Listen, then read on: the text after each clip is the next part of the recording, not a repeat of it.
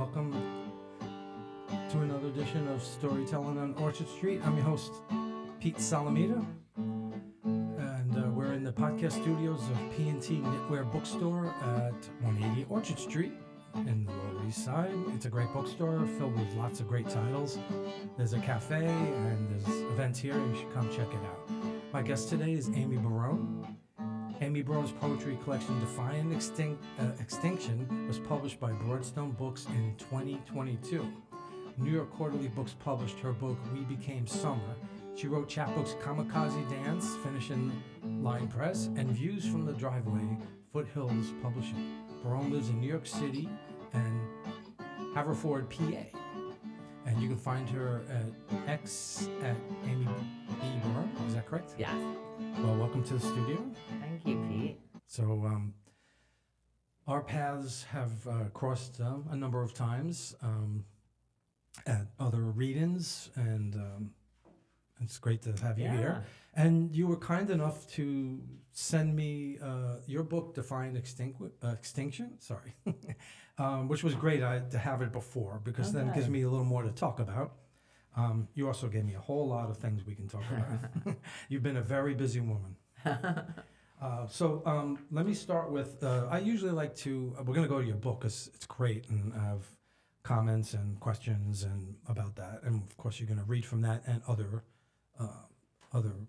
things, other books of yours. Okay. That part is up to you. Just give me a little background, like where did you grow up? So I was born in Bryn Mawr, Pennsylvania. Okay. Hence you still have a connection there. Yeah. So well, Haverford is one town over. Okay. So it's Philadelphia's main line. It's outside of Philadelphia. Okay. You know, there's a town every 2 minutes on the train, and so I grew up in Bryn Mawr. Okay. And I didn't really leave for a while because I went to Villanova University. Oh, okay. Undergraduate, which isn't too far away. Are you a basketball fan by any chance? Well, yeah, of course. Of course. I hope you're a Knicks fan. Well, I kind of... Because they're the Nova Knicks now. Well, being a Philadelphia native, I tend to prefer the Philadelphia. Okay, because you know there's four Villanova, ex-Villanova players on the team. Yeah. And then won 2 championships. Well, I'm rooting for them then. Okay, we could talk about basketball all day because I love it, but that's not why you're here. Okay, so you grew up in in that area. Yeah, Bryn Mawr. Okay, and did little Amy write poetry? I really didn't start writing poetry until I was in my early 20s. Oh, okay. Yeah. Did you study it along the way at any point, or? I actually have a business degree. Okay. Administrative sciences. Okay. Let's just pull the mic a little closer. Okay. If you can. Perfect. Awesome. However, when I took, the business, it wasn't business that was well-rounded. I took sociology. I had great English teachers at Villanova. When I had to write an essay, it always pulled up my grades. Okay. Studying multiple choice tests and all that wasn't my thing, but I found that the essays always pushed up my grades. Okay, and after graduation, did you become a businesswoman? Yeah, I did. Okay. I did. What did you do? What did I do? My very first job, I had a summer internship before I graduated at Sun Oil. Now, Sunoco gas stations, but Sun Oil is based in Radnor, Pennsylvania, nearby. And I was an auditor, an internal auditor. Okay. And when I got out of Villanova, I graduated a semester early. I worked at Sun in that capacity for a year and a half, traveling to all these undesirable places in the U.S. and Canada. Oh, okay. For business. Business, yeah. On teams. Did that start okay, so we'll get to your book again. Like I said, I want to just get a little background, but I feel like there's other parts of the world in your book. Right. Did that germination come from those travels, or did that come later? I know. I always, I was an Italophile at a young age. I was really into Italy. I always dreamed of moving to Europe. Okay. Always. You're Italian American. Yeah, my grandparents were Italian born. Okay. Both sets or one side? All sides. Okay. Yeah. And when you were younger, did you go to Italy, or that's The first time I went to Italy was when I graduated from high school, and Okay. most kids were going off to the Jersey Shore, Uh-huh. senior week. But I said to my mother, I said, you have all these cousins you don't know Right. in Italy. Right. Why don't we go there? I really want to. That's a good choice. I'd rather do that. It wasn't my first time in Italy. I think I actually went with my high school as a sophomore. Right. But then when I graduated from high school, my mother and my two sisters and I went to. We were pretty much based in Teramo. It's in the Abruzzo region, Okay. south central of Rome. And it was remarkable because at that point, that was 1977, my grandmother still had living siblings. So you saw these Right. Nice. people resembling my grandmother, Wow. who really never went back. She plans on going back once with a friend, and it fell through That's too because of a bad. health problem. Right. So here, and it turns out my mother had dozens and dozens of cousins. Huh. That sounds like it must have been a fun trip. It was, yeah. So you went to business. You took business at Villanova, which is a good college. You must be very smart. So okay, up to that point, you weren't really writing poetry. Did you have any other artistic inclinations? What? I've always been a big music buff. Like Right. when I was 5 years old, I started buying music magazines at the Right. newsstand. Yeah. So I Wow, always 5 you were buying. Yeah. Holy cow! I was. I think you have me beat. And music has been a huge part of my life. Yeah. Yeah. So I have a big thing for music. Yeah. I saw that there's a Coltrane poem. Yeah, I have. Yeah, and in one of my books, I have a whole section on music, and Okay. so It weaves a lot in my poetry. I'm going to read one later. You'll see. Oh, great. It's a big part of. So I remember my beige transistor radio. I had a beige transistor radio, and it was pretty neat because we didn't have the internet. So Sure. all of a sudden you'd hear a song appear, Right. maybe a new Stevie Wonder. Right. I liked rock too. Sure. The Beatles, Yeah, of course. Rolling Stones. That's what I grew up on too. Yeah, it was the 60s, 70s. Taking the and, transistor radio to the beach or a yeah, I always had it park with me. or whatever. Yeah, my transistor. Sure, we all did. And so I was always into music, and I think I started. There's a cult coffee house that used to be in my hometown. It's no longer, but it was called the Main Point. Okay. It's just a coffee house. Right. And as a kid, I'd see these long lines, hippies, scary looking guys, and I thought, And then the next thing you know, I'm like 12, and I'm in line Wow. because there's, it was a coffee house, so Sure. you could go at any age. Of course. And I started seeing Tom Rush, Livingston Taylor, Nice. Jackson Brown. Did And a so were you benefit. into the lyrics? Yeah, Yeah. but I wasn't writing or anything. Sure. I was just. No, but that's I was into creators. yeah, Like I was like, oh God, I a business major, but I had friends who were musicians too. Right. As I got older, Right. and I was like, that's a real job. So you started writing in your 20s. Yeah, my early 20s. Right. When did it become a bigger thing for you? Because I don't know how long. I take it you've been part of the poetry circuit in New York City for a while. So I moved to New York 25 years ago, and I remember, and I had lived in Milan for 5 years before that. Yeah, I saw that on here. You in the mid 90s. You were an Italian correspondent. I was an Italian correspondent for a trade magazine run by Women's Wear Daily, which was the fashion Bible, and then Crane's Communications, which has Crane's New York. I was their Italian correspondent for Advertising Age and electronic media. So what were you writing? You were writing. I was writing trade articles. So with Women's Wear Daily, I was the first ever beauty reporter based in Milan. Okay. So what you have is, with beauty, a lot of women can't buy, couture dress, but they can buy a bottle of perfume. So that beauty became bigger. Right. At that time. It was an interesting time, and so you have a lot of Italian designers who were launching. I feel like perfumes. we made a leap because you studied business, but how did you wind up still in business but as a writer? See, I wanted to live in Europe. Okay. I really wanted to make that thing. I was an Italophile. I studied Italian. We have a visitor. I know. It's kind of annoying. There's a fly in here. Sorry. I studied Italian at night. I didn't speak it fluently, but I could get by. Okay. And it's easier, in Italy that, they get a kick out of people trying to speak the language. Sure. So yeah, I had a business degree, but I really wanted to live in Europe. Okay. but I had all these odd jobs, you know, in the Philadelphia area. And then one day I'm like, I really can't stand living in the suburbs anymore. I'm Right. still in my 20s. It's kind of boring. And I decided to go and get a graduate degree in international business. Oh, okay. And then from there, I definitely was going to go to Europe. I see. just knew right. it would happen. Yeah, you had goals. Oh, Yeah.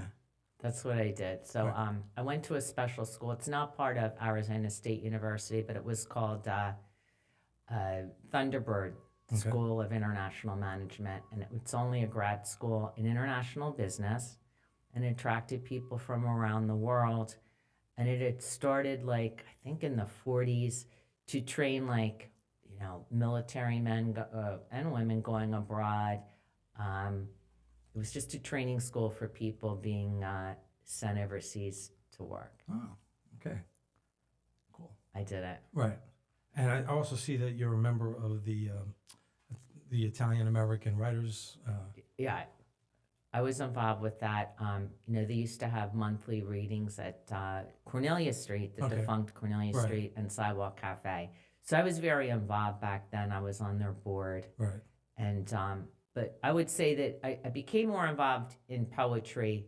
I moved to New York 25 years ago, and then I think For a job, or you just said I want to move to New York? I just want to move to New York. Right. And it was scary. I bet. But because I think my rent was double what it was in Milan. Whoa. For a friend. Right, Yeah, double. right. And I didn't have a job at first. Right. So, but a friend in Milan, another freelance writer, had said, "Oh, do you want to look into that Italian American Writers Association?" She just was always seeing things out there. And I'd never read poetry. I never thought about it. I thought you just wrote it and tried to get it published. So by that point, you already started writing poetry. Yeah, I always wrote. Yeah, I always wrote. Like I wrote a little in Italy. I started getting published in the 90s. Okay. But I think my poetry got better. You know, once I moved to New York, and I was more involved. I would go to the Italian American Writers Association monthly reading every month, but I only did that. I did that for years. That's all I did because I had a full-time job. Sure. I recently joined. Kathy Curto was here. Right. Do you know her? Do you know yeah, her? she's great. Yeah, she was a really good guest, and she said, "Oh, you should join." So I did. I'm Italian American. Right. Do they still do readings? No, they do. I think what happened is they had switched to, you know, when they got through doing Zooms because of the pandemic and all, Maria Lizella, who, you know, was one of the big, you know, she was involved from its inception almost. She and her late husband, Gil Faggiani. Maria's still involved. She was Queen's Poet Laureate for several years. And they started going back to live readings at Jefferson Market Library, but then when they had the cuts in library funding, they lost their slot. So it's on Zoom. Right, I see. Iowa.net. Right. Why don't we read something? Because we went pretty far into the show already. Why don't you pick something to read? Maybe something older, and then we'll talk about your book. Something older? Yeah. Okay. Is that okay? Yeah, that's great. Yeah. So I had picked, I have this poem. It's actually a prize-winning poem. Philadelphia Poets Literary Journal chose it for one of their 2 annual awards, so I was excited about that. Cool. It's in my first full-length collection, We Became Summer. All right. And it's called Lessons Learned from Moths. I learned the art of detachment from a destructive pest, romanticized by poets whose origins go back millions of years. Celestial nomads that feast on leather, wool, silk, felt, and thrive on night taught me to let go of longing. Animal stuff with memories, dolls from a distant dad, an embroidered coat from Gimbals. When I returned to my late mother's home, white larvae covered elegant outfits. Souls fell from Ferragamo pumps. Moths cunningly coach me to occupy now, not dwell in closets lined with past lives, nor focus on nostalgia tarnished by death and deceit. Nice. So you married. I guess you married like memories and aging with your love of your experience as a correspondent for fashion, right? Right. Yeah, I love that. What I loved about the book is tell me how you got to for Defying Extinction. Was this the first book or series that is very heavily involved with nature? Yeah, And where did that come from? I would say that, like with We Became Summer, my first full-length collection, two reviewers called it autobiographical, and I was thinking, yeah, it really is. But with Defying Extinction, I wanted more of a theme, and I thought, I want to get away from just poems about, my past, dysfunctional family, things of Right. that nature. Sure. So, Which is hard to get away from. yeah, I know. Because even when you don't do write about yourself, it's always somewhere in there, right? It is. Yeah. But I wanted to, make a departure, and I thought, I'm gonna go with a nature theme, but I wanted something, with meat on it. And then it's really funny, but I started coming across interesting articles about like species that were almost extinct, and then they, were revitalized. Right. Some kind of bird almost disappeared, but then Right. it reappeared. And so these articles would just come to me sometimes when I was, reading. Did you subscribe to nature magazines? Or No, they just came. They would just come to me. Even like the free local paper. I don't think they write so much about nature these days, but like the free paper on the street, I grab it on the way to the office, and there'd be an interesting nature article. Okay. I just kept coming across them. Right. Do you like David Attenborough? Yeah. Yeah. But like when you decided for that theme, though, were you somebody who liked hiking, liked outdoors, liked? Yeah. I mean, there's I also like like travel in here too, right? I mean, living in Italy, it gave me exposure to more travel. I traveled to a lot of European capitals when I was there, different parts of Italy. No, I love nature. Right. And, I played field hockey in high school, so I'm somewhat out. I'm not as athletic as a lot of my friends were. I hung out with in Italy, the biking and mountain biking. That was a rough Sunday, mountain biking. I didn't know what it meant. It sounds easy as it sounds, right? Well, I thought it just meant biking in the mountains, not, biking through mud. Right. Hills. Yeah. But anyhow, sounds like you really kind of need to build up to that, no? Yeah, that was. Like my hands hurt from breaking. Right. All that hurt though was my hands from breaking, but it was unforgettable. But no, I really do love nature. I think my dad was into with kids we go on road trips, and he had horses, so I spent Sundays, in my teens, childhood, going to my father's polo matches. An hour away in the country, which was like far from civilization. There was a poem in here about horses that had to be put down. I felt really I'd sad. read. Yeah, that was based on an article I read. Yeah. In my book, I gave you a copy of it. I actually wrote about a farmer who had to put his prized horse down. No, And it was called 96 Steps because he didn't even have to. That's how many steps it took him to get to the barn. But he didn't count them. It's just he knew it because from his daily. Can I read one and then talk about it? Oh yeah. Okay. Yeah. Okay, this one's called Happy People. They christened each day with breakfast at the piano, a group of blissful people singing and laughing. I was on vacation in Santo Domingo with my sister, cradling my heart at 22 after a failed affair. Harboring little appetite, I was smoking Marlboro Reds, drinking El Presidentes, and losing money at blackjack. But the singing intrigued me. Propped up low spirits. Oh, they're Venezuelans, said the hotel manager as the spry clan returned to their perch at happy hour. Hard to conjure up those echoes of cheer when a nation, a wildlife haven, land of tasty arepas and the Grand Angel Falls, today has people fleeing or waiting in 12-hour lines for food, bringing their own supplies to hospitals starved for hope and joy. So what I loved about this is it autobiographical. It's not a character, it's you. This Yeah, it's this is May. based on I just love the like what I like about your book. So there's nature, but there's also these other things going on. Right. In this case, is a little autobiographical, and then there's a social component, Right. the social issue, and it's I don't know how many lines that is, 10 or 12, 14. I write lines? short poems. Well, I love that. I really I like short too. Mine are maybe most of them a little longer than this, but Yeah. typically not that long. You said a lot in a little bit, and especially the end. You know, you're just on vacation, you're having this great time, and you meet Venezuelans and you see how happy they are, and then you You're realize so happy. because it's still. When was this written?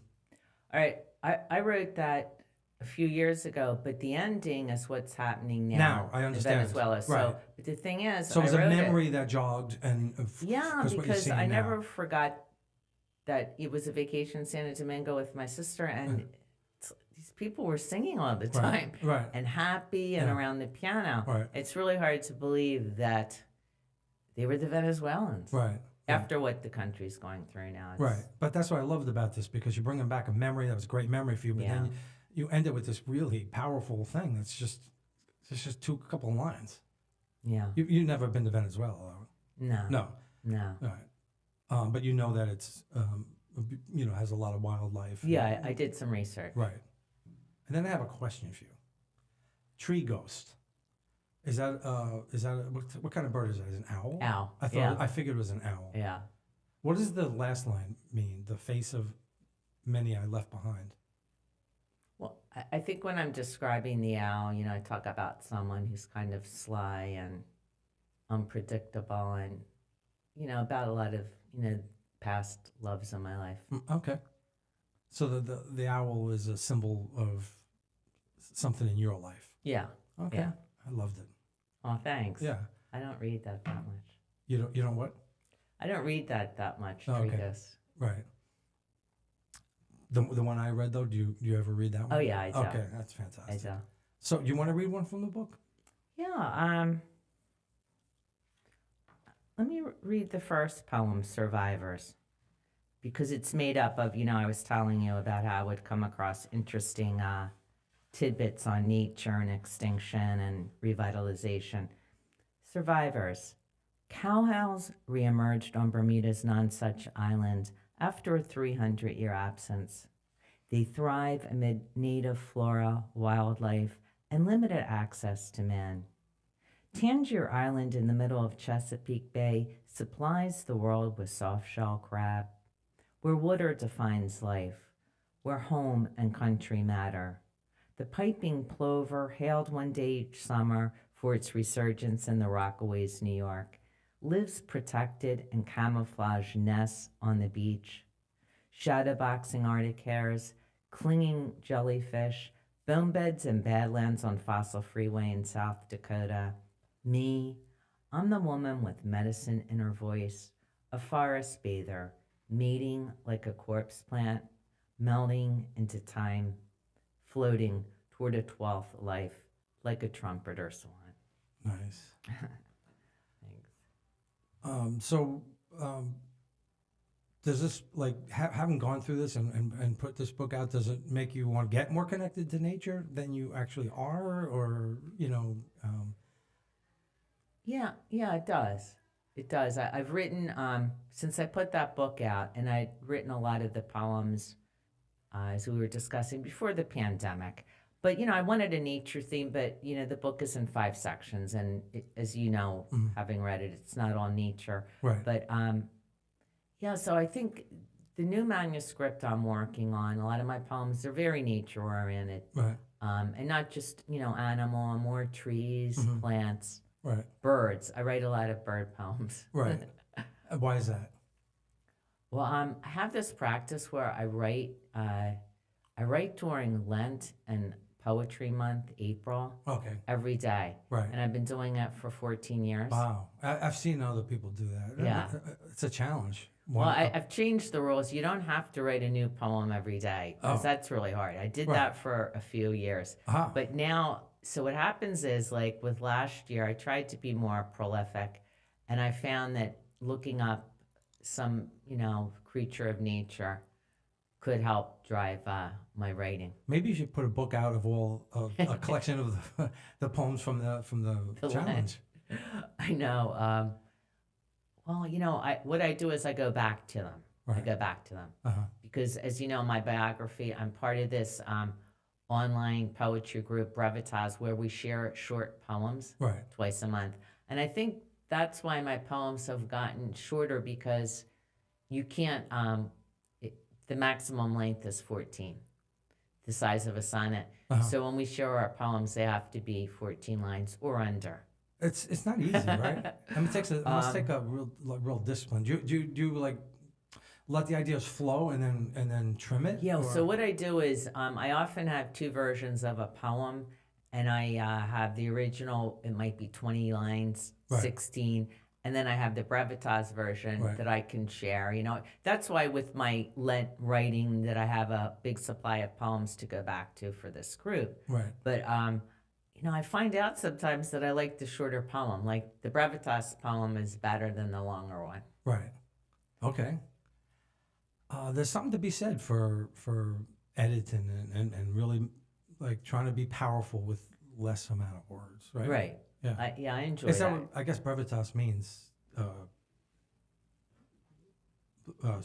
What is it? I don't really know. You know, what it means. it sounds like I actually don't know what it It sounds means. like it would be something to do Brevitas. with, It's probably Latin. yeah, for brief Right. or something. But it's, short poems. Right. Is this an ongoing thing or like it's a regular? Yeah, it's been around. I mean, I've heard of it, but I'm not that like familiar. Maria Lazelle, again from the Italian American Writers Group. She was one of the original poets. It goes back to I think around 2001 or 2. Right, but how often is it? So we're an online group, and Right. twice a month, the 1st and the 15th, we share a poem. Right. If you feel like it, you don't have to participate. Right. How many people I do. are generally involved? I think we have maybe about 50 to 60. Wow, that's a lot. But they not don't always all at the same time. Yeah, so I would say on the average, maybe 35 poets put out a poem. Okay. And And you can everybody choose. reads? This is the thing. You can choose to read them and respond, I like it, maybe, Right. Give a small edit idea, or just not say anything. You don't have to. So you can just respond. listen. Yeah. You can be a listener. Yeah. Right. All right. So tell me something else about Something Amy. else. Yeah. What were we, so getting back to when did I really start getting more into poetry? Oh, thank so you. I started we going jumped to from it pretty quickly. the monthly Italian American Writers, Right. and I always had a full-time job because now I did have jobs. Right. They were never that great, but I held on to. I had a great apartment Right. that someone was subletting to me in Chelsea. So I would go to these monthly readings. I think the first time I went, it was August, and I'm like, oh, I have to get on stage. That's not, there wasn't a big audience because it was the summer. Sure. But then People when I understand. went back, it was more crowded. I Right. was a little more stage fright. Uh-huh. But I actually didn't really, I didn't know about readings really. I just thought you wrote poetry and you sent them out. Hopefully I didn't even think about publishing a book for years. Right. So with Iowa, I just made it was part of my, what I did for poetry. I think it actually got me writing a little bit more about my Italian roots. I started remembering things. Okay. Like where I grew up in Bryn Mawr, I wasn't aware of this. Like I knew there were all these older Italians who lived in my neighborhood, Right. but I didn't realize that this whole row of row houses across from my family home, they were all villagers of my paternal grandfather's Wow. village. No way. Really? So the thing is, all these Italians who walk, they were always walking. They grew grapes and made their own wine and all Right. this. They had gardens wherever they could Sure. find space. They were all from my paternal grandfather's village of Colla di Macine. Wow. So I think once I got involved with Iowa, it had me writing a few more, like I would remember things, and I wrote some poems based on my hometown, but bringing in the Italians. Uh-huh. And so yeah, with Iowa, I started writing more, and eventually I went to a few more readings through friends, and then I quit working full-time a little early in life, and I got way more involved in poetry. So Right. that was May of 2012. Okay. So I started going to a lot more readings, and then when I'd see Brevitas poets advertising, their events. I'm going to be reading here. I got to meet more of them in person. Okay. Oh, this is after you were already doing the brevitas. Right. So I mostly just did Iowa, and I did readings with them. They Mhm. had me feature a few times, which was the first time I was ever a featured poet, getting 15 minutes on stage um, outside of the open mic. But then I started doing a lot more readings and getting to know way more poets in the city. Right. That was from 2012 on. Right. Yeah. So are you currently working at all, or did you stop retire completely? I have a little office. Uh-huh. I have a little office job that Right. I've done for 9 years here in New York City, Uh-huh. and yeah, it's been fun. It's ending at the end of the year, so Oh, I'm keeping busy with poetry, right. and I'm more, I'm really more closer to retirement age. Right. Even though, like my parents, my mother was still teaching English at 77, Wow. and my father died a little, we think prematurely, but Right. he had an old-fashioned hardware store, and he did okay. not have retirement plans. No, So I bet not. Yeah. I'm always busy, Right. but I haven't been in the rat race since Right. 2012. That's great. Good for you. Yeah. It's nice not to be in the rat race, right? Wow. It definitely takes it's a lot. It's hard to do that and be creative at the same time. Yeah, it was. I mean, I couldn't, like, they kept asking me with Brevitas, you're invited to join. Right. And I had some friends that kept inviting me. I said, I don't write more than 5 poems a year sometimes. Right. I said, I can't Right. be writing poems twice a month or contributing a Sure. poem. Right. So I put that off and said, once I joined, though, I've never missed a submission Right. Okay. since, I think, 2013. Ah, good for you. Yeah. So- Even when I'm on vacation, I have a Right. poem waiting to send in. Right. Well, doesn't going on vacation inspire you to write? Anyway. Yeah. Well, yeah. Yeah. I used to travel more, but then once living in New York and paying Yeah. hefty rent, Sure. and then my late mother was ill for several years, and I ran back and forth helping her out. And then when she passed, she did leave me her apartment or condo Right. in Haverford, and I wasn't sure. I didn't think I could hold on to it, but I have. Oh, good for And you. I'm glad I have that getaway. Right. I really am. It's Sure. near my hometown. Right. It looks exactly the same. Right. I mean, you go back. Right. It's different, but Right. it looks the same. It's kind of comforting. More quiet, I guess. Well, it's the suburbs. Right. It's the Suburbs. suburbs. Is it near nature? It's very, 'Cause I've there's a lot in I have Pennsylvania. trees outside my window. Yeah. I've written many a poem just looking out the window. Right. Yeah. Just looking out. Right. Because when you only go there every few weeks, you can see the seasons change, which Sure. is interesting. Right. Like 3 weeks before was fall, but now it's Right. what I mean. It's Yeah. and then you notice light that you never noticed before. It's, Right. Yeah. I like having the trees. I'm sure it's great to have a getaway outside of New York. Yeah, it's not that far. You live in the city. Yeah, Yeah. I live in Chelsea. Oh, so, still Chelsea. Yeah, Right. You like it? yeah, I like living in Chelsea. Yeah. It seems like there's a lot to do in Chelsea. I mean, I can walk to the train Sure. station, Yeah. or the bus stops. I can walk into the village. Mm-hmm. Yeah. I It's like a good it a lot. location. Yeah. Yeah. I mean, I landed there, and I've just It's a good location for going to poetry events because it's easy. it is. It's easy to I mean, get some to. I can most of walk them. to. Right. Jefferson Market Library. Speaking of which, we should plug because you're gonna do. So every 2 months, I started last year. I do the Very Swell Variety Show at Young Ethel's in Brooklyn, Park Slope. It's on Fifth Avenue between 12th and 13th. I forget how many I've done. I think this is the 6th. I'm not sure. I have to look it up. So you're going to be on the show with. So we have somebody I used to work with. I work in a cafe. Shane Lorenzen is the host, and he's a comedian. He does some stand up, and then you're going to read, and Will Wynn and Megan Brothers are the other poets. So we got Great. 3 poets. And Wayne Krall, who, if it wasn't for Wayne, I wouldn't have this, Wayne. right. Oh, yeah. Of course you know Wayne. I wouldn't have this podcast. And Aw. I may not even be like, he was, so what happened was a friend of mine, I've said this probably a million times on this show, but he's on the show, so I should plug him and how I came to be as a poet. A friend of mine, I had already started. I had a book out, and I was telling a friend of mine that I was thinking about doing readings. So I'm new to this; it's only a couple of years. Right. And he was doing Wayne's first floor walk up, which at the time was here, P&T Exactly. Knitwear. It was when it first opened. So I came. My friend Phil introduced me to Wayne. I gave him a copy of my book, and then he invited me to do a feature.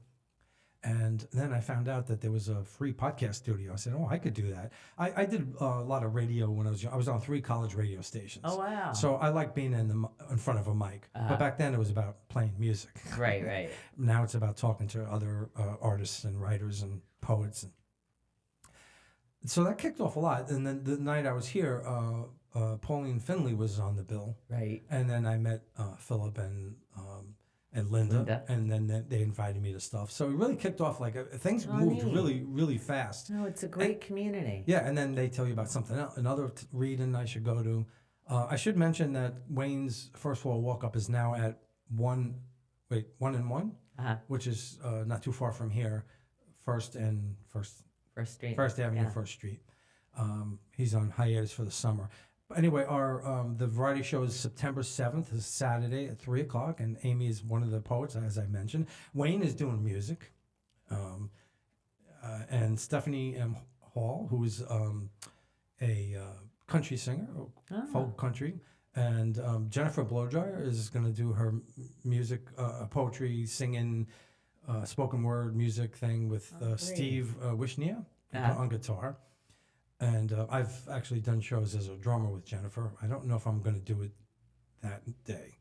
And then Josh Hilsinger, who's the brother of Evan Hilsinger, who's in my music group, my poetry music group. And he's going to do a little comedy. Oh, neat. So should be a great day. I'm looking forward to it. Thanks. And this is like the first time I've interviewed somebody, and then they're going to be on the variety show right after. And this is close enough to give it a good plug. Right. So everybody, you've heard, you've got the introduction to Amy and her poetry.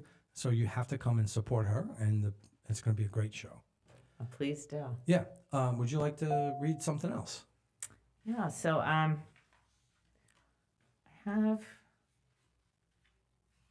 thought I'd read a newer poem. Okay. And I have a New York poem, a travel poem, and a nature poem. Great. Do you have a preference? Travel poem, a nature poem, and what else? Nature, New York, and travel. I mean, it all sounds good. You pick what you'd like to read, and I'll be happy.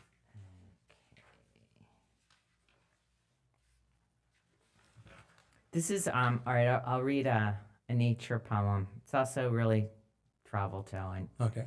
Maui Banyan. And where's this from?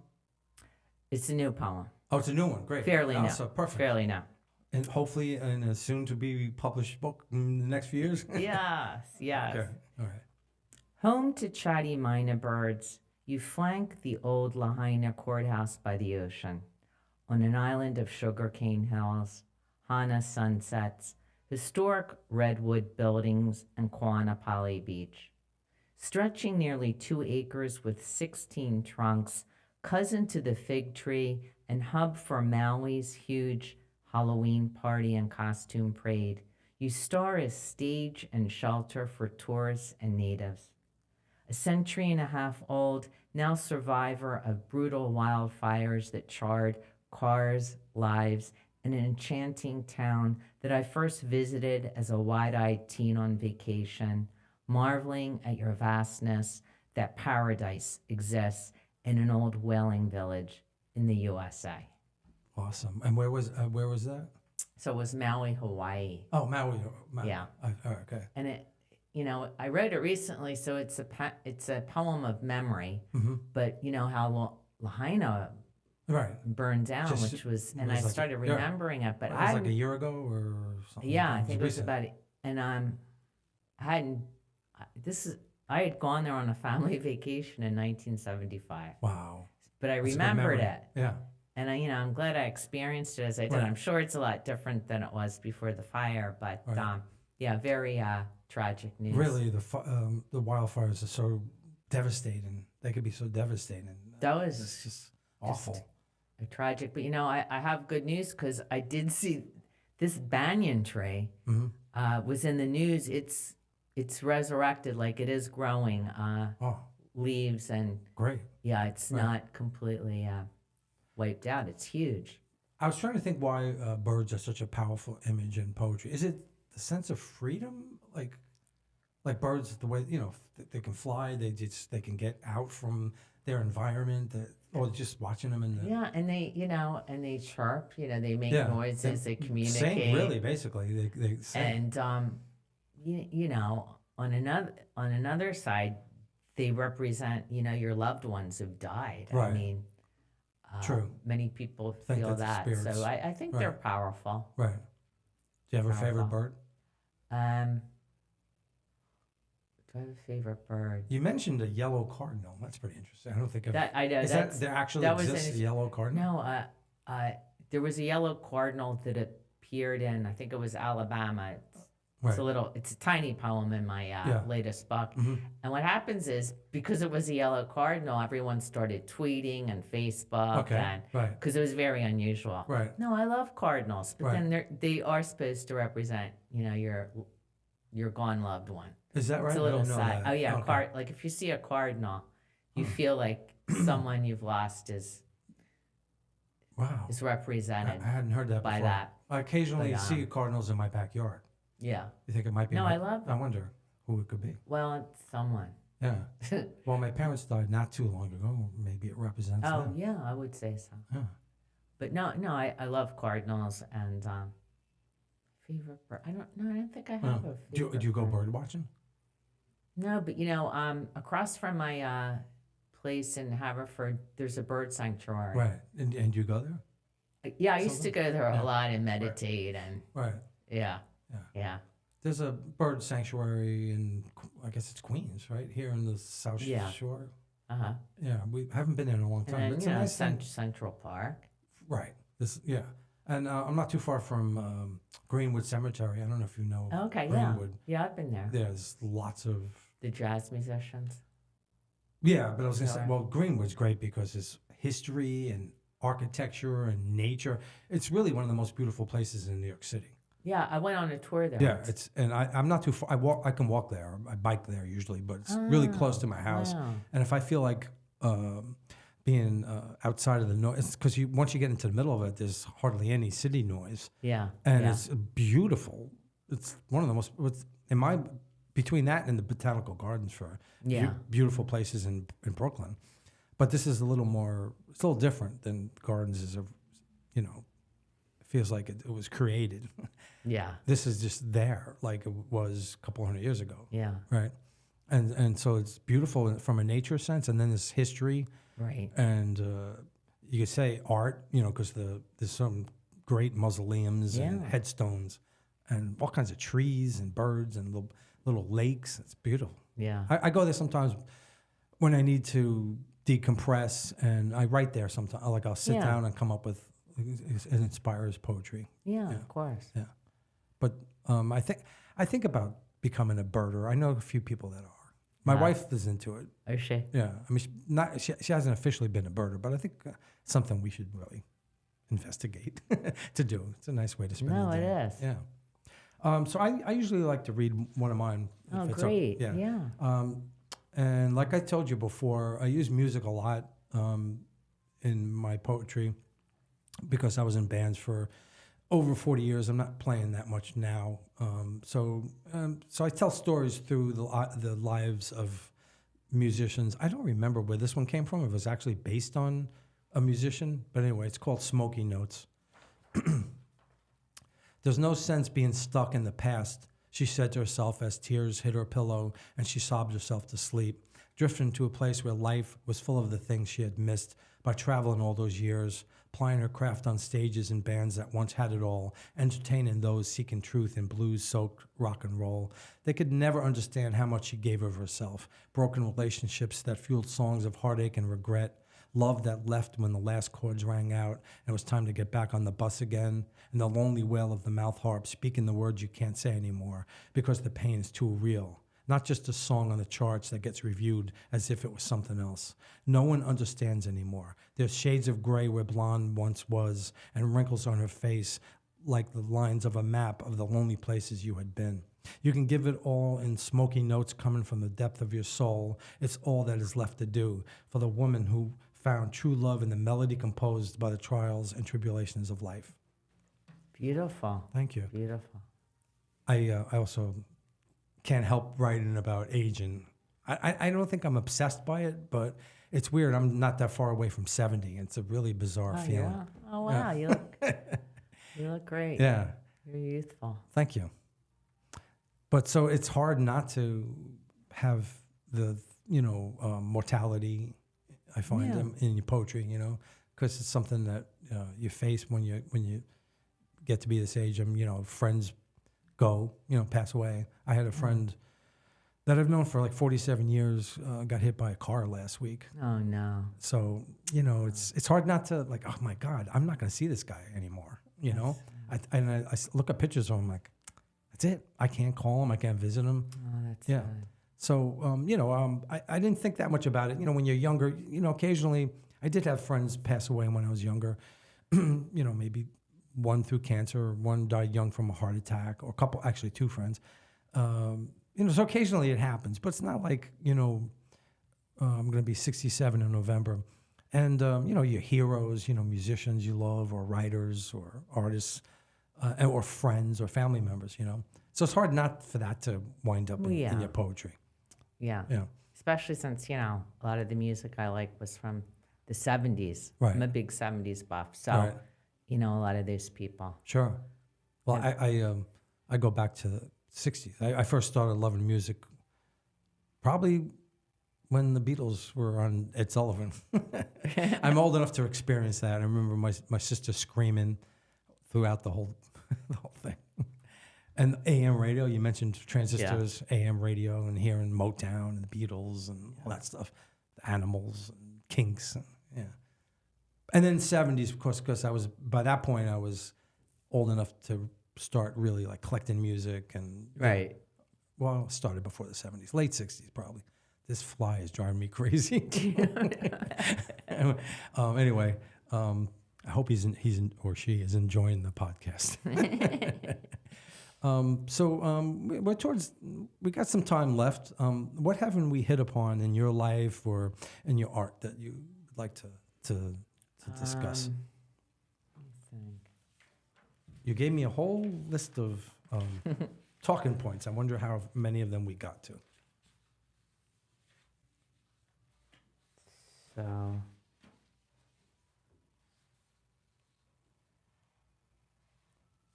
what's funny is, I had mentioned that my second chapel came about Kamikaze Dance because I was I didn't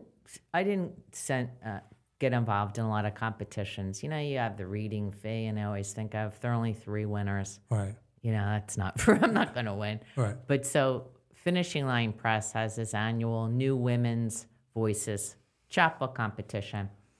And I was a finalist because they had, I think, maybe 15 winners. So I was a finalist. Nice. And that's how Kamikaze Dance came about. Okay. But at the time, I really wanted to put out a full-length collection because I wanted a book with a spine. Right. That was a new dream, I see. Yeah. After I had one chapbook out, now I wanted a book with a spine. Right. And then I was actually Angelo Virgo. I had working with me as an editor. He's great. We work well together. And he said, Kamikaze Dance, that's just controversial, that title. We got to do something about that. Right. But the reason I chose Kamikaze Dance is because kamikaze means divine wind in Japanese. Oh. And I kind of have divine this, in fact, wind. yeah, because wind. I just think of the pilots. Of course. Right. But no, it comes from, where's an island that was like blown apart by storms and winds. Oh. And that's where it comes from. So sometimes when I tell people the name of the book, they'll be, oh yeah, The Wind. Mm-hmm. So anyhow, Angela said we have to, choose a new title, but we're working on a full-length collection, and here I find out that I was a finalist, and they'll publish my book. And Angela said, well, you have to go with it. I said, oh, I'm a little upset because I really wanted a full-length. He's like, no, you got to go with this. So I just kept the title. I like the title. And I kept the title, and And the manuscript, was pretty much stayed the same as it was. I think there are only about 27 poems in it. But that was, it was kind of exciting to. When was this? This came out in 2015. Okay. So it was my second chapbook, Right. Kamikaze Dance. I took the photo. I think Let me see. this is this was taken in Italy, Cinque Terre, that area on the Ligurian Sea. I don't know if people And can it's see this. It's nice. it's a statue. It's not an old statue. I looked it up, and I think it's from the 60s, but it's St. Francis and I thought so. Yeah, it's St. Francis. And it's near a beach or something? Or Well, Cinque Terre is an area of Italy. It's on the Ligurian Sea. Okay. It's the 5 towns. They're gorgeous. They're connected only by you can walk, take a boat, or I think a train. Right. No cars at all. Okay. Wow. So I think there were some bad storms there a few years ago, but Cinque Terre, it's a big destination for tourists. I'd always wanted to go there. Right. So it was worth it. You want to read something from it? Well, I do have this one poem that for some people, I don't know why, they always remember it when I read it. It's, of course, another short poem. It's called Current Names. In Italy, they name the wind, the one force of nature people there fear the most. Spifero is the dreaded draft. Venticello and brezza mean gentle breeze. Scirocco, hot southern winds that blow in from Africa. The dry, frigid Bora hits the northeastern city of Trieste, a seaside wonder where natives eat pasta and goulash. When I lived in Milan, I shunned the cultural aversion to the wind. The landlocked city needed dusting, something to carry away the gray, a balm that only Mother Nature's respiro, breath, can bring. That's great. I love that. Thanks. Yeah. So, is the book like thematic or?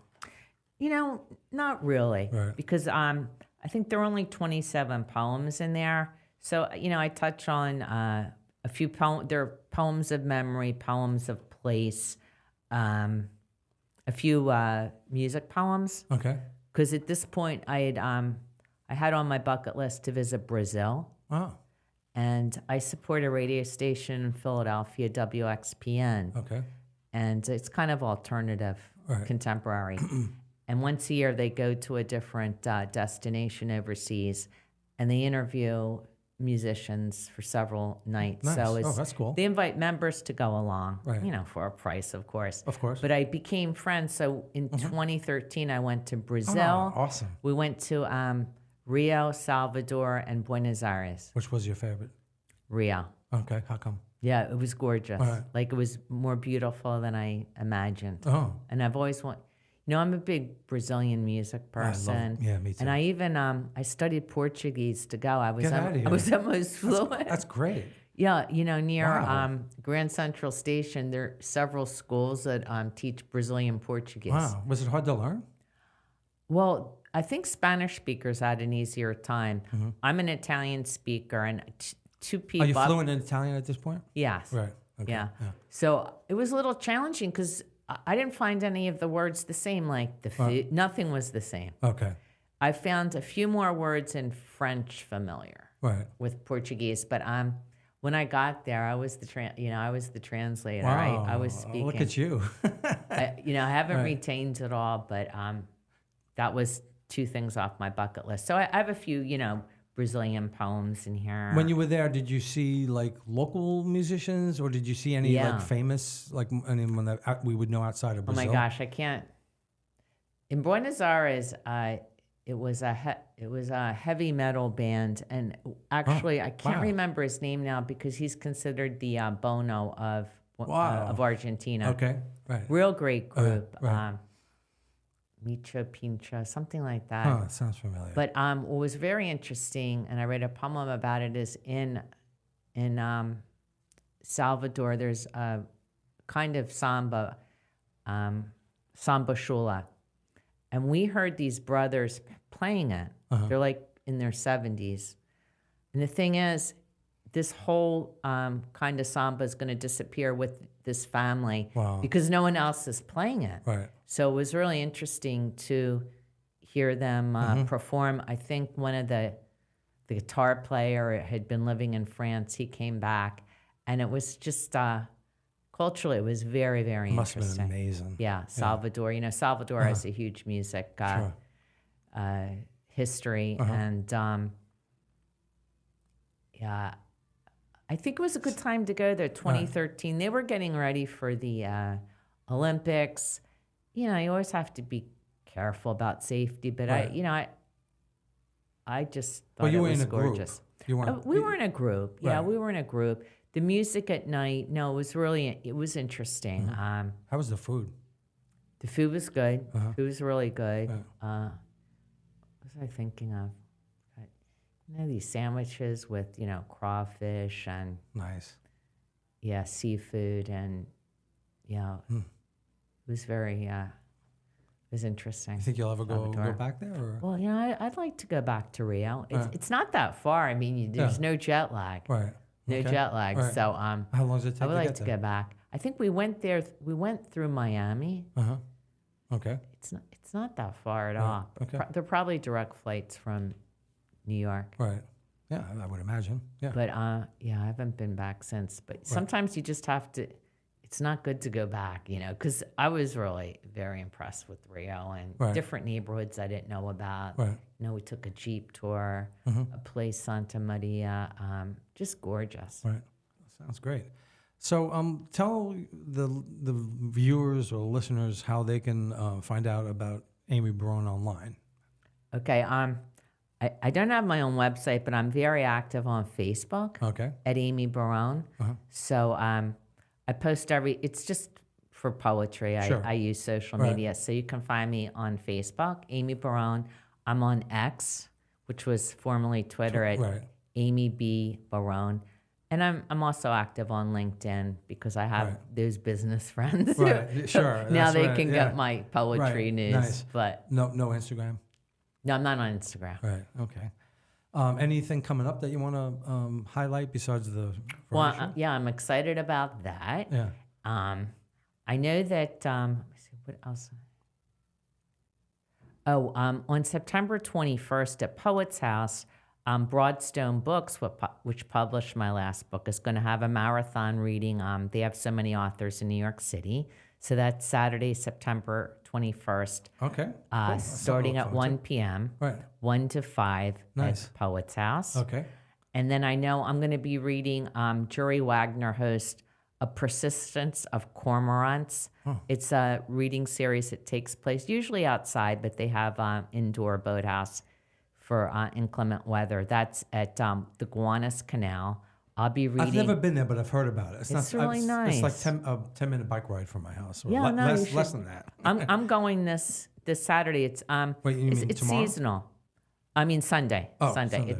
It's Sunday. I'll be reading October 13th with 3 other I'll have to check it Broadstone. out. Yeah, I'll look for your poets. post for that. Yeah. Yeah, I can't do Sunday. 1:30. It's Sunday 1:30, October 13th. Okay. And then I know in Pennsylvania I'm going to be reading this group, the Mad Poet Society, has an annual festival. Oh, cool. So you do readings in Sometimes, yeah. That's awesome. October 6th. That's great. Well, I'm going to hit the theme song. And I want to thank my talented world-traveling, writing, businesswoman guest, Amy Barone. It was great talking to you.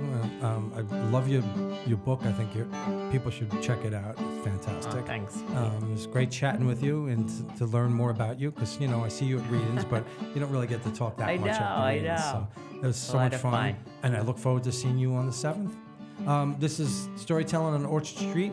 Your host, Pete Salamita. We're in the podcast studio at P&T Knitwear Bookstore. So come check out P&T Bookstore. And again, thank you so much, Amy. It was a pleasure. Thank you, Pete. It was a lot of fun. Thank you.